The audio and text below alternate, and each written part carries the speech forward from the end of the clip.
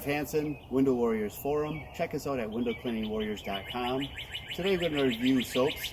The soap we're looking at today is Glisten from ABC Window Cleaning Supply. When we use Glisten, we like to use the floater bottles, just a quick pourable dispensing unit. You fill up your chemical inside the container. It has a measuring device on the side. Open the top, squeeze it to the level that you would like to choose, add it to your water. It's a quick and easy method to make sure that your solution is measured to the right recommendations. When we use Glisten, we like this working in the sun or on a windy day. It allows your window to stay wet longer.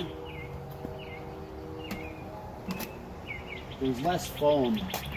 It's a no foaming soap, so with no foam, it doesn't dry up as fast.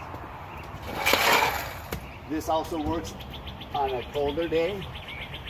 If you're working with a soap that is high foaming, that high foaming soap is going to freeze at about 28 to 30 degrees, to where when you're using a soap that is low foaming or no foaming, that soap will not freeze at that same 28, 29 degrees because there's more water consistency.